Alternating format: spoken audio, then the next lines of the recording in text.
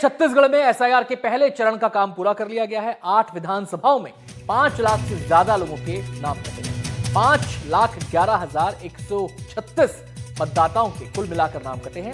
रायपुर की 6 विधानसभा सीटों में नाम कटे। बालौदाबाजार भाटापारा की 2 विधानसभा सीट में नाम कटे। 23,180 रहे एब्सेंट। 3,87,330 लोग रहे शिफ्टेड। 14,311 already enrolled. 2,313 अतिरिक्त लोगों का नाम कटा है। दावा आपत्ति कर नाम वापस जुड़वाने का मौका मिलेगा तमाम लोगों को। प्रदेश में 27,34,000 मतदाताओं ने अपना आवेदन जमा ही नहीं कराया है। तो आपको बताएं कि मध्य प्रदेश और छत्तीसगढ़ में दोनों में ही एसआईआर का जो पहला चरण है वो पूरा कर लिया गया है। पहले चरण में मतदाता सूची से जुड़े तमाम मतदाताओं की जो डिटेल्स थी उन्हें हासिल किया गया और उस हासिल करने के बाद ये बताया गया कि पहले कितने मतदाता थे और एसआईआर की पहली प्रक्रिया पूरी होने के बाद, पहले चरण की प्रक्रिया पूरी होने के बाद अब कितने मतदाता उसमें हैं। तो जो जानकारी रायपुर को लेकर फिलहाल सामने आई है, आज प्रेस कॉन्फ्रेंस कर मध्य प्रदेश में भी चुनाव आयोग ने जानकारी साझा की थी और रायपुर में भी यानी कि छत्तीसगढ़ में भी ये जानकारी साझा की गई है। कुल मिलाकर 5,11,136 मतदाताओं के नाम कटे हैं और आपको बताएं कि जो नाम कटना होता है ये अलग अलग कैटेगरी में होता है। सीधे जानकारी हम करेंगे, हमारे संवाददाता नीलेश त्रिपाठी हमारे साथ जुड़ गए हैं और जानकारी देने के लिए। नीलेश, कुछ आंकड़े तो हमने बता दिए हैं, बाकी हाइलाइट्स क्या हैं इस पूरी डिटेलिंग की? देखिए, अभी छत्तीसगढ़ में तो कोई प्रेस कॉन्फ्रेंस जैसी चीजें नहीं हुई थी, लेकिन जो सोर्सेज से जानकारी आई और जो डेटा आया उसके मुताबिक जो लोकसभा रायपुर है, यानी कि उसमें रायपुर जिला और बलौदाबाजार भाटापारा जिला की 8 विधानसभा सीटें दोनों जिलों की मिलाकर होती हैं, जिसमें 5 लाख से ज्यादा जो आंकड़े अभी थोड़ी देर पहले आप जिक्र कर रहे थे, उतने लोगों ने फॉर्म नहीं जमा किया, यानी कि इतने लोगों का नाम पहले इस प्रक्रिया के पहले चरण जो है उसमें कट गया है। और प्रदेश की बात करें तो छत्तीसगढ़ में कुल ऐसे 27,34,817 मतदाता हैं जिन्होंने पहली प्रक्रिया में जो फॉर्म जमा होना था वो फॉर्म नहीं जमा किया। हालांकि इसको लेकर जो मुख्य निर्वाचन पदाधिकारी हैं उनसे भी हमारी बातचीत हुई थी, तो उनका कहना था कि कई ऐसे लोग हैं जो या तो डेथ कर गए हैं, कई ऐसे लोग वो भी हैं जो शिफ्ट कर गए हैं एक एड्रेस से दूसरे एड्रेस, और उसमें तीसरे जो कैटेगरी है वो लोग भी हैं जो कि डबल जिनका बना हुआ था, वो उनका एक ही नाम है, एक ही व्यक्ति है, लेकिन 2 अलग अलग विधानसभा क्षेत्रों में उनके नाम दर्ज थे, तो वो भी कटे हैं। ऐसे ही संख्या कुल मिलाकर होती है 27,34,000 से जो अधिक संख्या है।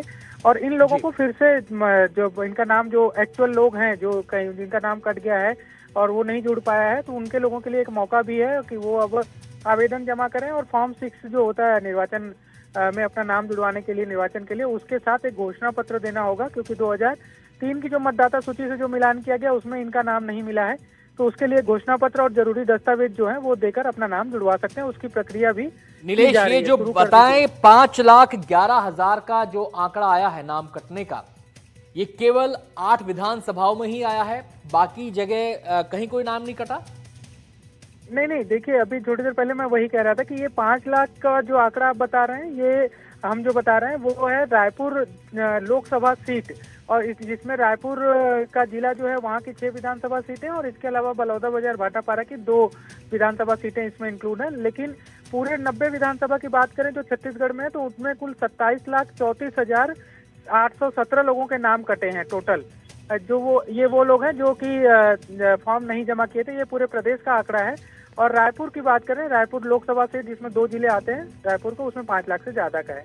जी, तो अपने दर्शकों को हम यहाँ पर स्पष्ट कर दें, यहाँ पर जो जानकारी दी गई है चुनाव आयोग की तरफ से वो ये है कि टोटल अगर हम बात करें पूरे प्रदेश की, छत्तीसगढ़ प्रदेश की, तो 27 लाख से ज्यादा लोगों के नाम कटे हैं, यानी कि 90 की 90 विधानसभा सीटों की अगर हम बात करें, और केवल रायपुर की अगर हम बात करें तो वहां 5,11,000 से ज्यादा लोगों के नाम कटे हैं। तो ये पूरी डिटेल्स हैं और अब जो है अगले 1 महीने तक, लगभग 1 महीने तक, यानी 21 जनवरी तक का इसमें समय है, वो लोग अपनी जो दावे हैं, आपत्तियां हैं, उसको आप लोग उस पर दर्ज करवा सकते हैं, उस पर कार्रवाई की जाएगी और 21 फरवरी तक फाइनल सूची जारी करने का लक्ष्य रखा गया है। बहुत बहुत शुक्रिया नीलेश आपका इस पूरी जानकारी के लिए। खबर विदिशा से है। कपड़ा व्यापारी के साथ मारपीट का मामला सामने आया है। व्यापार महासंघ के सैकड़ों व्यापारियों ने जताया विरोध। व्यापारियों ने रैली निकालकर एसडीएम को सौंपा ज्ञापन। दोषी पुलिसकर्मियों के खिलाफ कार्रवाई की मांग की गई। पुलिसकर्मियों पर थाने में व्यापारी से मारपीट का आरोप है। पूछताछ के बहाने बुलाकर व्यापारी से मारपीट की गई, ऐसा आरोप व्यापारी लगा रहे हैं।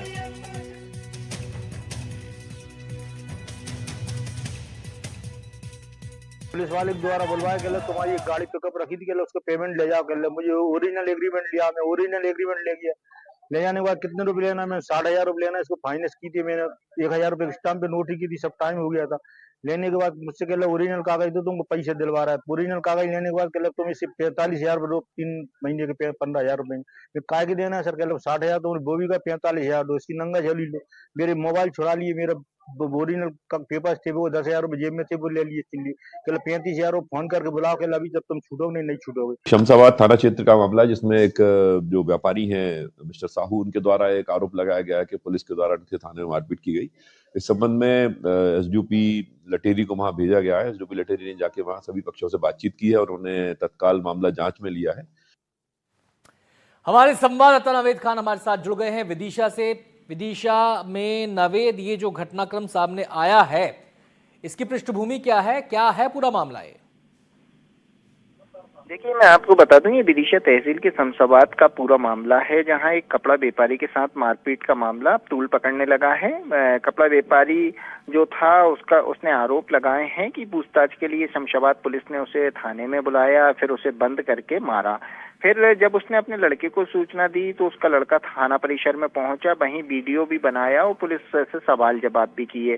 अब ये मामला धीरे धीरे तूल पकड़ने लगा है। पूरा व्यापार महासंघ जो है पुलिस के खिलाफ लामबंद हो गया है, सड़कों पर उतरा है, पुलिस के खिलाफ नारेबाजी भी की है, एसडीएम को ज्ञापन भी सौंपा है। साथ ही ये व्यापार महासंघ जो है वो पुलिस कर्मियों पर कार्रवाई की मांग कर रहा है। हालांकि एडिशनल एसपी प्रफुल्ल चौबे ने बताया है कि जो भी जांच की जा रही है, जो भी जांच में आएगा, उन पुलिस कर्मियों के खिलाफ भी कार्रवाई की जाएगी। शुक्रिया नवेद आपका इस पूरी जानकारी।